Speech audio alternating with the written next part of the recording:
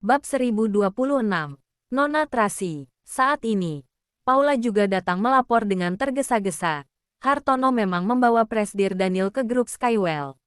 Menurut kabar, di sana akan segera diadakan rapat Dewan Komisaris. Presdir Daniel juga mengeluarkan perintah untuk memberitahu setiap manajemen untuk lembur. Harus menginap di kantor bila perlu. Harus menyelesaikan permasalahan. Kedengarannya seperti tidak ada masalah. Naomi melihat Trasi dengan hati-hati. Kalau begitu, terus awasi. Lihat apakah dia benar-benar tinggal di kantor. Trasi memberi instruksi. Bila perlu, dapatkan informasi dari Hartono. Mengerti? Ucapan terakhir memiliki maksud yang dalam. Mengerti? Paula mengangguk. Pergilah. Trasi melambaikan tangan. Keduanya keluar bersama. Trasi bersandar di kursi kulit putih. Melihat dokumen di tangannya. Sudah tidak punya niat untuk menanganinya. Sekarang hatinya sangat kacau. Sangat kacau. Selama ini, Daniel memperlakukannya dengan sangat baik. Dia yang dulunya dingin, tidak berperasaan, dan arogan, sudah bisa memperhatikan dan menjaga orang lain. Juga bisa merendahkan diri dan memaklumi orang lain. Perubahan ini, sedikit banyak membuat Trasi tergerak. Ditambah lagi, pria itu mati-matian melindunginya tadi malam. Itu membuat hatinya tersentuh. Meskipun tidak bisa bersama, tapi dia berharap kedua keluarga bisa berdamai. Meski sama seperti dulu yang tidak saling peduli, yang penting tidak bermusuhan, itu sudah cukup. Setidaknya anak-anak tidak akan terjepit di tengah dan merasa serba salah. Tapi, kalau Daniel benar-benar menyembunyikan Devina, maka dia tidak akan diam saja. Demi anak-anak, dia bisa melepaskan dendam terhadap keluarga Wallens yang memaksanya meninggalkan anak-anak. Juga bisa tidak memperhitungkan luka yang mereka lakukan padanya. Tapi, dia tidak mungkin bisa memaafkan Devina dan Linda atas penghinaan dan luka yang dia alami di Thailand. Lebih tidak bisa melepaskan mereka atas pembunuhan Bibi Juni. Untuk hal ini, tidak ada ruang untuk bernegosiasi, meski langit runtuh. Itu adalah batasan terakhirnya. Dia berharap Daniel tidak melanggar batasan terakhirnya. Kalau tidak, dia pasti tidak akan melepaskannya. Mungkin Daniel merasakan sesuatu. Di atas mobil Rolls-Royce Phantom, Daniel bersin 2 kali berturut-turut. Dia menutupi wajah dengan menggunakan sapu tangan. Berkata sambil mengerutkan kening, pasti Trasi sedang memarahiku di belakang. Tebakan Anda benar, Hartono berkata dengan hati-hati. Paula sedang menyelidiki keberadaanku. Mungkin Nona Trasi sudah curiga. Sekarang dia begitu cerdas. Curiga juga sangat wajar. Daniel berkata dengan datar. Terlebih lagi, dia masih punya 2 mata-mata. Aku bukan mata-mata. Aku berada di pihak Anda. Hartono segera menjelaskan posisinya. Tidak perlu. Pacar lebih penting. Daniel berkata dengan penuh maksud. Kalau dia bertanya padamu, kamu jawab saja dengan jujur. Aku tidak berani. Hartono menjelaskan dengan tergesa-gesa. Aku tidak memberitahunya apapun tentang masalah Anda. Sungguh, aku bersumpah. Aku menyuruhmu menjawab dengan jujur. Kamu tidak mengerti. Daniel mengerutkan kening dengan tidak senang. Benar-benar bodoh. Hartono kebingungan. Tuan Daniel benar-benar datang ke kantor untuk menangani masalah. Kalau dia bertanya, kamu jelaskan saja kondisi perusahaan padanya. Untuk masalah lain, kamu juga tidak tahu. Mengerti? Thomas menjelaskan. Mengerti. Hartono mengangguk dengan bingung. Pengawal membuka pintu mobil dari luar. Daniel turun dari mobil. Berjalan masuk ke dalam lift dengan melangkahkan kakinya yang panjang dan ramping. Langsung naik ke lantai 68. Baru saja masuk ke lift, Rian menelepon, Tuan Daniel. Sudah dipastikan. Presdir Devina memang berada di tempat Tuan Besar. Saat mendengar hal ini, ekspresi Daniel langsung menjadi suram. Marah sampai menggertakkan gigi. Tuan Besar sudah pikun. Tuan Daniel, jangan emosi. Rian menasihati. Aku masih mengawasi di sini. Sanjaya sedang mengatur pesawat. Mungkin ingin membawa Presdir Devina keluar dari kota Bunaken secara diam-diam. Apa yang harus aku lakukan sekarang? Sekarang mereka tidak berani bertindak. Biar bagaimanapun, pasti akan menunggu sampai langit gelap. Daniel berkata dengan mengerutkan kening. Kamu terus awasi. Tunggu instruksi dariku. Baik. Bab 1027. Daniel terus mencari keberadaan Devina. Pada saat yang sama juga mengumpulkan bukti kejahatannya. Sebenarnya, dia ingin menyerahkannya pada hukum. Alasan utama adalah karena memikirkan perasaan kakeknya. Bagaimanapun juga, Devina adalah putri kandung kakeknya. Jika sungguh dibunuh oleh orang keluarga Moore, kakeknya mungkin tidak akan sanggup menanggung pukulan itu. Sejak saat itu, dendam di antara keluarga Moore dan keluarga Wallens akan semakin dalam. Berdasarkan temperamen kakeknya, selama masa-masa hidupnya, dia tidak akan membiarkan keluarga Moore hidup dengan tenang. Nanti jika terus bertarung, hanya akan membuat kedua belah pihak terluka.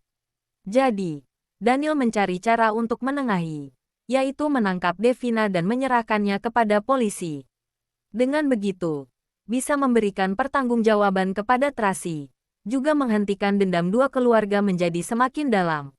Meskipun pada akhirnya hukum menentukan hukuman mati kepada Devina, itu juga merupakan akibat dari kejahatannya. Kakeknya tidak bisa menyalahkan siapapun. Namun, Daniel sangat tidak menyangka bahwa kakeknya malah menyembunyikan penjahat. Jika masalah ini diketahui oleh Tracy, takutnya akan menyebabkan salah paham yang besar lagi. Sekarang Daniel sangat khawatir dan hanya ingin segera menyelesaikan masalah ini. Namun, bagaimana harus menyelesaikan masalah yang sulit ini? Bukan hanya tidak boleh membuat kakeknya terpukul, tetapi juga tidak boleh membuat Devina kabur, serta tidak boleh tersebar hingga memberikan pengaruh yang lebih besar.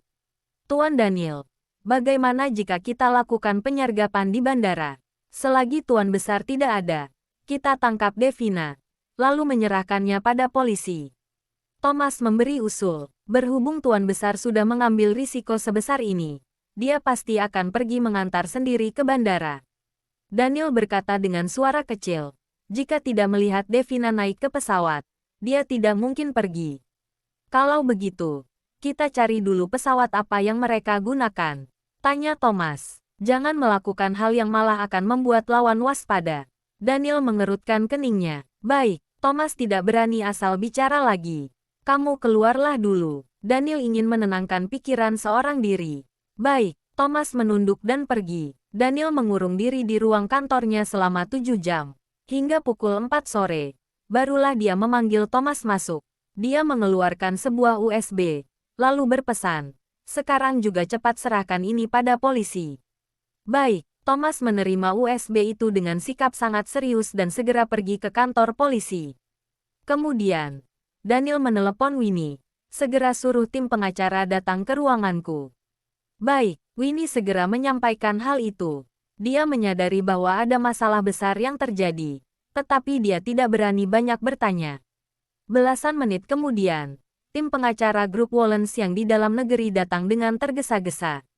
Daniel langsung mengumumkan, dengan atas namaku, aku akan mengusir Devina Wallens dari Dewan Direksi Grup Wallens, serta menarik kembali semua saham yang ada di tangannya. Selain itu, aku akan membekukan semua saham yang dimiliki oleh Billy, serta memberhentikan seluruh jabatannya di Grup Wallens, termasuk jabatan tidak resminya. Mengenai bagaimana cara melakukannya dari sudut hukum, kalian pikirkanlah caranya sendiri. Masalah ini harus selesai diurus sebelum pukul 5 sore ini, lalu umumkan berita ini di akun resmi Grup Wallens. Mengerti? Sekelompok pengacara itu saling memandang, benar-benar sangat kebingungan. Berita kejahatan tentang Devina sudah tersebar di internet dan memengaruhi nama baik Grup Wallens secara serius. Daniel berbuat seperti ini juga bisa dimengerti.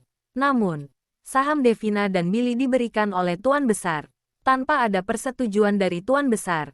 Berdasarkan logika, hal ini tidak boleh dilakukan. Aku akan memberikan pertanggungjawaban kepada kakekku. Jika ada masalah, aku yang akan menanggungnya. Kalian lakukanlah perintahku. Daniel memberikan perintah dengan tegas. Kondisi kesehatan kakekku kurang baik, maka segala urusan Grup Wallens diputuskan olehku. Baik, para pengacara itu tidak berani banyak bicara dan langsung mengerjakannya. Semua orang tahu bahwa Tuan Besar paling menyayangi Daniel cucunya ini. Beberapa tahun yang lalu, dia sudah menyerahkan hak kendali atas perusahaan kepada Daniel.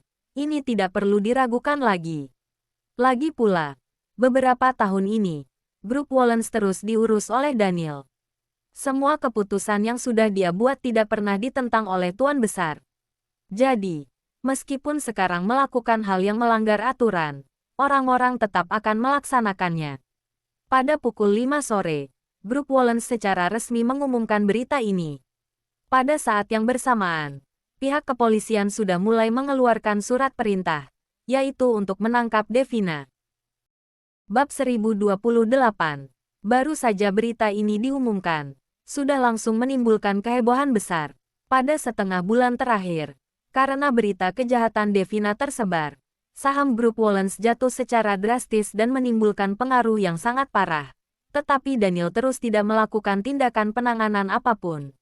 Hari ini begitu kedua berita ini diumumkan, saham grup Wollens langsung menjadi stabil. Pada saat yang sama, orang-orang yang meragukan grup Wollens, serta orang-orang yang curiga terhadap Daniel, juga mulai kembali memiliki pemahaman yang baru. Grup Wollens tanpa takut-takut mengumumkan telah memutus hubungan dengan Devina dan mengusirnya keluar secara sepenuhnya. Pada saat yang bersamaan, pihak kepolisian juga secara resmi melakukan penangkapan terhadapnya. Hal ini menunjukkan bahwa kejahatan yang dia lakukan tidak ada hubungannya dengan grup Wollens dan Daniel. Tentu saja masih ada beberapa orang yang memicu perdebatan, menebak bahwa Daniel menjual bibi kandungnya demi menjaga keselamatannya sendiri. Namun, secara keseluruhan, tindakan ini bertujuan untuk menstabilkan situasi grup Wollens untuk sementara waktu. Pada saat yang bersamaan juga menenangkan Tracy. Tracy sudah menyuruh Naomi mengutus sekelompok orang dari negara Emron, kemudian bersiap berperang dengan grup Wollens. Namun, baru saja mengurus hal itu, Naomi malah datang melapor dengan tergesa-gesa. "Nona Tracy, cepat lihat berita." "Berita apa?" Tracy membuka komputer dan melihat beberapa berita yang sedang heboh saat ini. Semuanya berkaitan dengan grup Wollens. Hanya melihat judulnya saja, sudah membuatnya sangat terkejut. Setelah mengeklik berita itu dan membacanya, dia langsung merasa sangat terkejut. "Sepertinya kita salah paham terhadap Presdir Daniel." Naomi menghela napas lega. Dia tidak menyembunyikan Devina. Sebaliknya menyerahkan semua bukti kejahatan wanita gila itu kepada pihak kepolisian, serta mengusir Devina keluar dari grup Wollens. Kenapa tiba-tiba dia berbuat seperti ini? Tracy mengerutkan keningnya. Apa ada alasan lain? Pikiran Naomi lebih sederhana. Presdir Daniel bahkan juga membereskan Billy, menunjukkan bahwa dia sama sekali tidak berencana meninggalkan jalan keluar bagi Devina. Melihat Tracy sangat cemas, Naomi pun berkata lagi, "Sebenarnya, meskipun bukan demi Anda, dia juga sudah seharusnya menyingkirkan Devina si tumor beracun ini demi grup Wollens. Hari ini saya memeriksa bahwa grup Wollens sudah merugi hingga ratusan triliun hanya dalam setengah bulan ini. Jika hal ini terus berlanjut, takutnya akan menggoncang fondasi perusahaan mereka." "Benar juga." Tracy mengangguk sedikit. Alasan paling utama Kak Lorenzo menggunakan cara ini untuk melawan grup Wollens adalah demi membuat mereka menyerah terhadap Devina. Membuat wanita beracun ini merasakan rasanya dikucilkan dan tidak memiliki jalan keluar. "Tuan paling hebat." Membicarakan Lorenzo, Naomi merasa kagum dari lubuk hatinya. "Begini saja dulu. Kita lihat situasinya." Tracy berpesan, "Kamu terus awasi Ryan. Jika ada pergerakan apapun, segera lapor padaku." "Baik." Naomi mengangguk. Ruang kerja berubah menjadi tenang. Tracy menoleh dan melihat hujan di luar. Suasana hatinya menjadi sedikit rumit.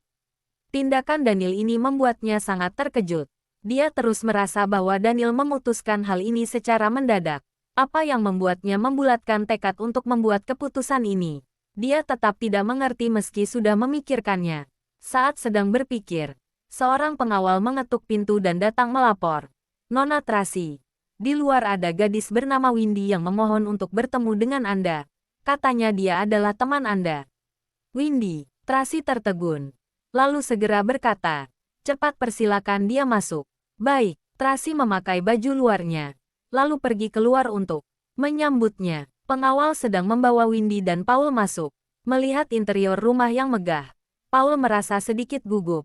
Maka dia menarik Windy dan berkata dengan suara kecil, "Kamu yakin ini adalah rumah Nona Tracy? Kenapa ada begitu banyak pengawal dan begitu mewah? Apa kamu salah?" Pak Paul, ini sungguh adalah rumah Kak Tracy. Ini benar rumahnya. Aku pernah datang kemari. Windy menjelaskan. Tapi, Windy, Paman Paul, Tracy turun dengan langkah cepat. Kak Tracy, Tracy. Saat melihat Tracy, Windy dan Paul sangat bersemangat. Terutama Paul. Dalam sekejap matanya memerah. Windy bilang kamu masih hidup. Tapi aku tidak berani percaya. Tidak disangka kamu sungguh masih hidup. Aku hidup dengan baik. Tracy melihat mereka sambil tersenyum. Dalam hati merasa sangat tersentuh. Aku terus ingin bertemu dengan kalian. Namun, setiap kali ada masalah mendesak, jadi tidak bisa menemui kalian. Sungguh maaf. Bab 1029. Bawahanmu sudah menjelaskannya pada kami. Juga mengantar kami kembali ke kota Yuling. Windy buru-buru berkata. Kami mengkhawatirkanmu. Maka kami pun datang melihatmu selagi libur akhir pekan. Kita mengobrol di ruang kerja. Tracy mengajak Windy dan Paul masuk ke ruang kerja, lalu berpesan kepada pelayan untuk menyajikan teh dan camilan. Melihat Tracy, Paul merasa sangat antusias. Dia berkata dengan mata yang memerah. Waktu itu tiba-tiba terjadi sesuatu saat acara pernikahan. Kemudian mendengar kabar bahwa kamu dan Bibi Juni mengalami musibah. Aku benar-benar berbicara sampai di sini. Suara Paul menjadi tercekat. Aku hanya bisa membenci diriku sendiri. Karena saat itu tidak punya kemampuan. Jika tidak, aku pasti akan mencari orang keluarga Wollens untuk meminta keadilan. Pak Paul, semua sudah berlalu. Kita jangan mengungkit masalah itu lagi. Windy mengingatkan dengan pelan. Baik, baik, tidak mengungkitnya lagi. Paul mengatur kembali suasana hatinya. Dalam perjalanan datang, Windy berulang kali mengingatkannya. Jangan mengungkit masalah waktu itu. Kak Tracy sudah memiliki kehidupan yang baru. Dia memiliki pertimbangannya sendiri. Kita jangan menggoyahkan keputusannya. Apa kalian hidup dengan baik beberapa tahun ini? Tracy mengalihkan pembicaraan. Cukup baik. Paul segera membicarakan urusan pabrik. Mengenai pabrik yang kamu investasikan itu. Kini bisnisnya berjalan dengan sangat baik. Juga berkembang menjadi 4 pabrik. Benarkah? Mendengar kabar gembira ini, Tracy merasa sangat gembira. Baguslah jika bisnisnya berjalan dengan baik. Akhirnya tidak mengecewakan harapan ayahku. Aku sudah menyimpan uang milikmu itu. Paul mengeluarkan kartu ATM, serta sebuah buku tabungan. Ini adalah catatan keuangan selama 2 tahun ini, serta keuntungan yang seharusnya menjadi milikmu. Kira-kira ada 40-an miliar. Awalnya skala masih kecil, sehingga tidak banyak menghasilkan uang, tapi kelak akan semakin banyak. Paman lanjutlah membantuku menjaganya. Tracy mendorong kembali barang-barang itu. Kelak jika aku memerlukannya, aku akan memintanya pada Paman. Baiklah, Paul mengambil kembali barang-barang itu. Aku akan membantumu mencatat keuntungan yang kamu dapatkan. Ya, Tracy mengangguk sambil tersenyum. Melihat kalian hidup dengan baik, aku pun merasa tenang. Aku baru ingin mengatakan hal ini. Paul berkata dengan penuh perasaan. Melihatmu sekarang hidup dengan begitu baik, aku pun merasa tenang. Selama 2 tahun ini, aku terus merasa bersalah. Selalu merasa kemampuan diriku sangat terbatas, sehingga dulu tidak bisa menjagamu dengan baik. Setelah berhenti sebentar, dia pun mengalihkan pembicaraan. Kabarnya, sekarang kamu kembali ke keluarga ibumu. Apa kekuasaan mereka sangat besar? Ya, Tracy mengangguk. Seberapa besar, apa bisa melindungimu, sehingga tidak ditindas oleh keluarga Wollens? Paul bertanya dengan tidak tenang. Tracy tertawa kecil. Keluarga Moore memiliki kedudukan yang sama dengan keluarga Wollens. Bahkan mungkin bisa melampaui keluarga Wollens. Ah, begitu hebat. Paul menjadi sedikit bersemangat. Baguslah. Kalau begitu, keluarga Wollens tidak akan bisa menindasmu lagi. Paman tenang saja, Tracy berkata dengan sangat yakin. Sekarang di dunia ini, tidak akan ada orang yang bisa menindasku. Baguslah, baguslah. Paul mengangguk berulang kali. Baguslah jika tidak ada orang yang menindasmu. Aku sungguh takut. Dia tidak berani melanjutkan perkataannya. Maka dia mengalihkan pembicaraan lagi. Bagaimana dengan anak-anak? Apa kamu sudah bertemu dengan anak-anak? Anak-anak ada bersamaku. Saat Tracy bicara, Dari luar terdengar suara Charles yang sangat riang. Carlos, cepat. Rosie si elang dan Rosie kecil sedang menunggu kita. Ya, kakak sudah menjemput anak-anak. Mendengar hal ini, Windy langsung merasa sangat gembira. Baguslah, Kak Tracy. Aku sungguh turut gembira untukmu. Apa keluarga Wallen setuju? Paul tetap merasa tidak tenang. Mungkinkah mereka akan melawanmu? Daniel sendiri yang mengantar mereka kemari. Tracy berkata sambil tertawa. Tenang saja. Sekarang aku sudah bukan Tracy yang dulu lagi. Baguslah. Windy sangat bersemangat. Melihat perubahanmu. Aku sungguh turut gembira untukmu. Kita harus mengingat pelajaran sebelumnya. Tidak boleh membiarkan orang menindas kita lagi. Bab 1030. Mendengar perkataan Windy, Tracy merasa sedikit tersentuh. Sekarang dia sudah mengingat banyak hal, tetapi masih ada beberapa detail yang tak bisa dia ingat. Windy adalah satu-satunya temannya dulu. Kira-kira tahu lebih banyak kejadian detail di masa lalu. Maka barulah dia bisa berkonflik seperti ini dengan orang keluarga Wallens. Tok, tok. Pada saat ini, terdengar suara ketukan pintu dari luar. Naomi datang untuk melaporkan sesuatu. Paul segera berkata, Tracy, aku tidak mengganggumu lagi. Aku pergi dulu. Kamu sungguh membiarkan uang ini dipegang olehku. Ya, paman simpanlah. Tracy berkata sambil tersenyum. Jika pabrik perlu mengembangkan bisnis dan investasi, paman boleh menggunakannya kapanpun. Anggap saja aku membeli saham. Baiklah, aku akan mencatatnya di pembukuan. Paul berpikir dengan sangat menyeluruh. Baik, Tracy mengangguk. Aku akan menyuruh orang untuk mengantar kalian. Kak Tracy, tiba-tiba Windy memberanikan diri untuk berkata, aku ingin tinggal di sini. Hah, Tracy tertegun. 2 tahun yang lalu, aku tidak bisa melindungimu dengan baik. Hatiku pun terus merasa bersalah. Jika dulu aku pergi bersamamu dan Bibi Juni, mungkin saja tidak akan terjadi apa-apa pada Bibi Juni. Meskipun tidak bisa melakukan apapun, setidaknya aku masih bisa bantu melapor polisi. Membicarakan hal ini, Windy merasa sangat bersalah. Dia pun berkata dengan emosional, aku tahu sekarang kakak sangat berkuasa. Mungkin aku tidak bisa memberikan bantuan besar. Namun, setidaknya aku bisa bantu menjaga anak-anak. Ada orang sendiri di sisimu lebih baik daripada orang luar. Mendengar perkataan ini, Tracy merasa sangat tersentuh. Saat itu dia sungguh tidak salah menilai teman.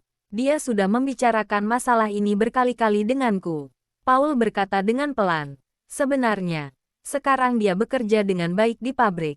Tapi dia masih terus memikirkanmu. Berada di sisiku sangat berbahaya. Tracy sedikit ragu. Tidak apa-apa. Aku tidak takut. Windy memukul dadanya sambil berkata. Lagi pula, ibuku sudah tiada. Sekarang aku seorang diri. Asalkan bisa melakukan sesuatu untukmu, aku sudah merasa gembira.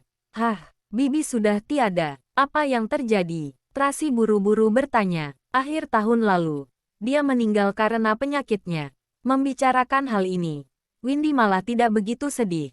Sebenarnya, dia sudah terbaring di ranjang karena penyakitnya selama bertahun-tahun. Sudah menderita kemudian. Dia sadarkan diri dan menemaniku selama beberapa waktu. Itu merupakan kebaikan Tuhan. Saat pergi, dia sangat damai. Dia juga berpesan padaku agar jangan melupakan kebaikan Kak Tracy dan kelak harus membalas kebaikanmu jika ada kesempatan. Bagaimanapun juga, saat itu kakak yang membantuku mencari dokter untuk mengobati ibuku. Setiap kali aku mengalami masalah, kakak yang selalu membantuku. Tracy memeluk Windy, lalu menepuk-nepuk punggungnya sambil bicara. Baik. Jika kamu bersedia tinggal di sisiku, maka tinggallah. Mulai saat ini, rumahku juga adalah rumahmu. Terima kasih, Kak. Windy sangat terharu hingga suaranya tercekat. Kalau begitu, aku bisa tenang. Paul merasa sangat terharu. Kalian harus menjaga diri dengan baik.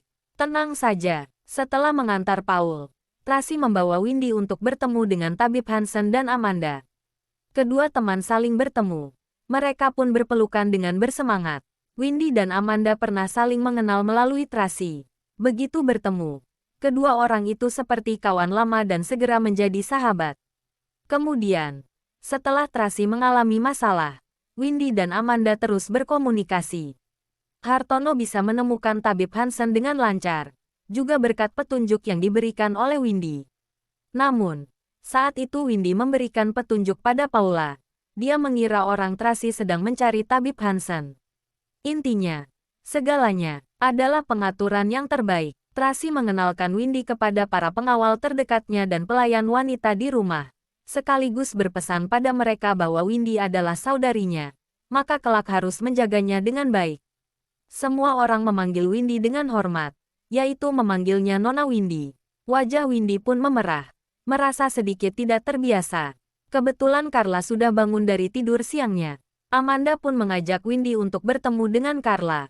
Setelah mengurus segalanya, Tracy mulai menjalani pengobatan hari ini. Dia sedang berendam di tong berisi obat herbal, serta ada banyak jarum perak tertancap di tubuhnya. Pada saat ini, Naomi datang dengan tergesa-gesa untuk melapor. Nona Tracy, saya baru saja memeriksa bahwa Devina bersembunyi di rumah Tuan Besar.